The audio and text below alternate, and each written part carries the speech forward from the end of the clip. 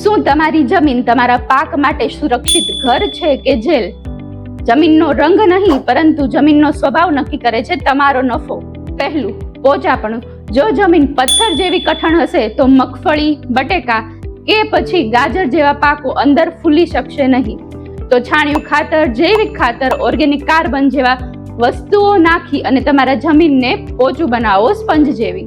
બીજું, પાણીની નિતાર શક્તિ. જો રેતાળ જમીન હોય તો પાણી તરત જ ચાળણીની જેમ નીચે જતું રહે છે, પરંતુ જો માટિયા અથવા તો ચીકણી જમીન, કાળી જમીન હશે તો તેમાં પાણી ઊંડે સુધી જઈ શકતું નથી. તો ખાસ ચાતવજો અથવા તો ખાસ ધ્યાન રાખજો કે પાણી ભરાઈ ના રહે, નહીંતર ફૂગના પ્રશ્નો વધી જાય છે.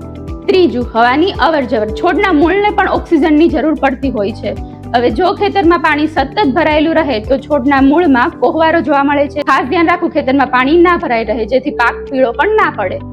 ઊંડી ખેડ. વર્ષો સુધી ટ્રેક્ટર ચલાવવાથી ઉપરની જમીન તો પોચી બની જાય છે, પરંતુ જે નીચેની જમીન હોય છે તે કઠણ રહી જતું હોય છે.